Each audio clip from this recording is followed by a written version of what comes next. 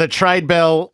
You want to look your best here, Sam, because more than 50,000 views on YouTube from what you were able to bring us yesterday. I had to go back and listen to it again to jot all the notes down of where it took us yesterday. It was a bit. How long have we got today? Because there's plenty happening. You've got a nice 10-minute block. All right.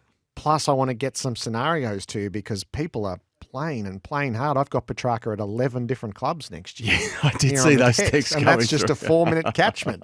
All right, I smell fresh blood. Yeah, let's get to it. I guess. So, firstly, just to recap quickly, that Christian Petrarca wanting to leave was followed by a chain of trade me requests yesterday, wasn't it? Like Barrister Hawthorn, Rioli and Noble wanting Gold Coast. Jack Lacosha is told he can explore his options with the Crows in the box seat. More to come today, you'd think. But given the day's just getting underway, the future of the Port Adelaide star Dan Houston has been the subject of a lot of conjecture. So, All-Australian halfback wants to get back to Victoria, was strongly linked with a move to Melbourne for a time, and that did appear the most likely outcome before things further unravelled at the Demons. Now, he's suspended for the final series, which is heartbreaking for him, heartbreaking for the Power, but the conversations around his playing future beyond 2024 certainly have not stalled. Signed a fresh contract extension only at the start of 2022. Ties him to the club until the end of 2027. So he's got nothing. Doesn't, but that's what coaches will hang on to. So there's the possibility, as slim as it might be, that he remains. But with the Melbourne door closing, we've been wondering what avenues could possibly remain open for Houston. One of those avenues is absolutely St Kilda. Right. So there have been conversations between club and player here. So my understanding is Houston himself has a level of interest in getting to Moorabbin. Now, St Kilda has picked 7, 24 and 43, so not a huge amount of capital, but gee, they need some star power through that door. So as things stand, Houston is definitely one to watch when it comes to St Kilda's trade period. And we know the Saints, they are no shrinking violets in this space. And in fact, I have no knowledge of this. This is just me speculating, but separately to Dan Houston, they should be having a serious crack at Christian Petrarca. I'm looking at all these Petrarca texts coming through. I haven't seen a St Kilda one, but they had a real go at Jordan De Goey. Surely they have at least made contact in regards to the possibility of bringing Petrarca in. How do they do it? Who knows? But this club, with Graham Allen, Steve Silvani, Ross Lyon at the wheel, you wouldn't expect them to die wondering. Surely they're going to have a crack at bringing him in, Gerard. They are duty-bound to. They're obliged to. So with Dan Houston in the mix, potentially Christian Petrarca as well, not Dylan Shield, just reading a story, Pete Ryan in The Age, so St Kilda will not pursue him, was very close to going there last year, but that door has reportedly shut. So I'm looking at Dan Houston, and surely they're inquiring around Christian Petrarca. Okay. So the Houston scenario is really interesting. So St Kilda, if Battle does leave, we assume are going to end up with the back-to-back picks, which they would be desperate to protect to get their midfield out of the draft. So you've got to come up. What did you say their next pick was? 20? It's a pick in the 20, so it's 24. Yeah, it's not a great deal. That's not enough for Houston. No, definitely. Who's all Australian or borderline. And this is where that 3 years remaining does become a factor in the Houston contract. So that's just one to watch at the moment. I'm telling you again that Dan Houston has a level of interest in getting to Moorabbin if the planets can align. It's a St Kilda heavy morning. So just Adam Tomlinson wants to play regularly. Obviously not going to get that at Melbourne with May Lever. Disco Turner's been forward and back. Petty's been everywhere. There's been interest of sorts from St Kilda again. So the Gubby Allen connection exists from Tomlinson's GWS days. Collingwood has had some interest too, but very early days, and Tomlinson might very well become a delisted free agent in the days and weeks to come. Tim Membry, I think we had him on the watch list yesterday. So he's an unrestricted free agent. So that appeals on top of the fact, so he's only 30. It feels like he's been around forever. And his last half a dozen games this year were really solid. So he's not exactly sure where he sits at St Kilda at the moment. So he's half expecting to be permitted, I guess, to seek a trade elsewhere. There have been preliminary conversations with North Melbourne and I think a group of other clubs, but nothing's really progressed too far on this, given he's yet to learn what it looks like at Moorabbin. So I'm not expecting him to have his exit meeting potentially until next week. So Ross Lyon wants to, I'm told, decompress a little bit here. So a lot of clubs just roll right into these exit meetings, Gerard, which is the norm. But they're doing it, I think, a little bit differently at St Kilda this year. They're taking a step back for a week and then attacking these meetings with a fresh mind, which is different, but perhaps a refreshing approach. Okay. And Battle, we're still expecting absolutely Hawthorn as the nomination there. And so, but his exit meeting is now next week. So, and that might delay.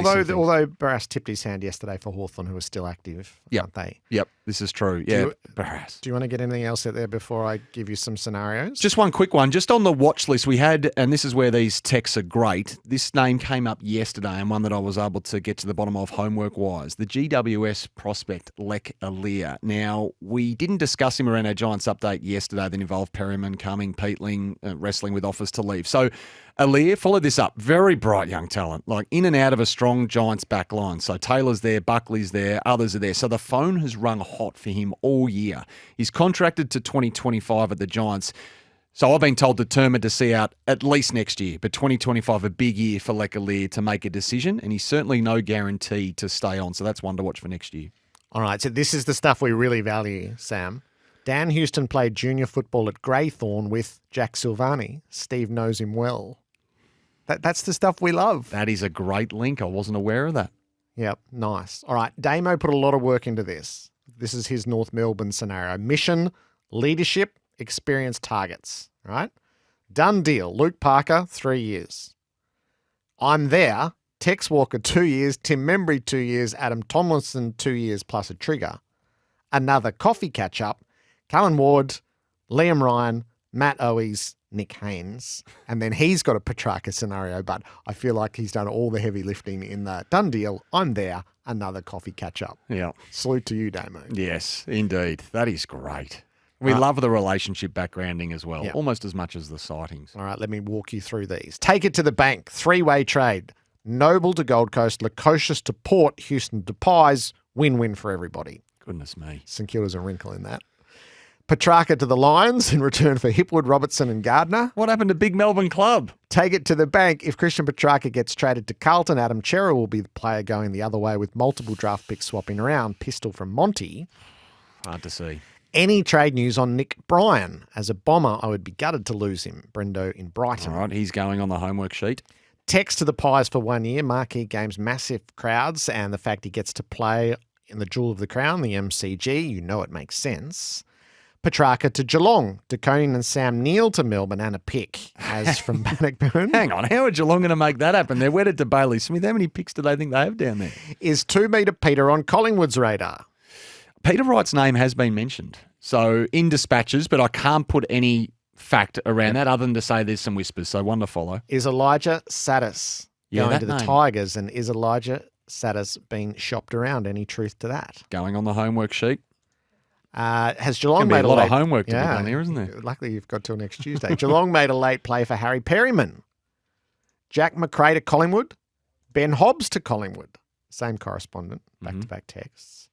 Now, Matt Owies got suspended last night. If Carlton's season ends, we've had Owies linked to 3 or 4 different clubs through our trade ballers so far. What do you think?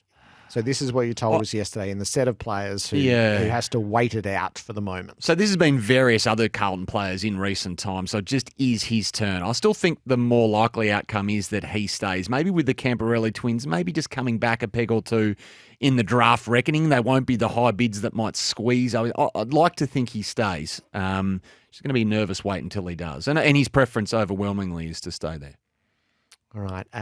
There's so many. I liked Chris's creative approach to if Petrarca moves, it's to number 5. So you either have to clear out number 5 on your list or trade number 5. So Chera, Elliott, that sort of thing. You have to free up number 5. And he went through all the lists of the number 5s who could find themselves vulnerable if your club went after Christian Petrarca. That amused me, Chris. Have we got 6 weeks of this? No, thank you for sending that through. That I thought that was as good as the Brownlow spreadsheets I've been getting. I'm going to have a look at these 5s that are going to have some nervous weeks ahead of them. Hearing with good authority that a pair of out of favour West Australians over at the Lions are a strong chance to return home. Devon Robertson and James Tunstall. Yeah. Devon Robertson has been a feature of the last couple of trade periods, and all of them to head west. So he's resisted and he stayed. So, one that comes up every year seemingly. But, there's a lot together. It's almost overwhelming, Jerry. It is overwhelming. But the fact that the John Noble thing happened yesterday without any flagging whatsoever, and not just to us on the outside, but to listen to Craig McRae in the studio last night was to realise for them as well.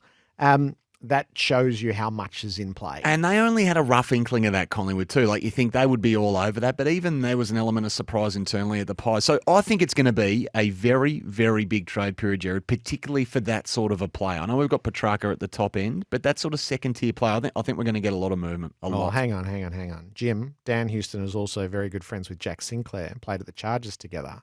And not just junior footy, Houston was in Jack's bridal party. Kate, is that absolutely true? Crike, I hope he wasn't just ringing people around to St Kilda just to catch up with someone. Just to catch up. Just to say hi. All right, so our little kernel today is Dan Houston and the Saints and what that might grow into. One to watch, for sure. Good trade belling, Sam. All right, Gerard.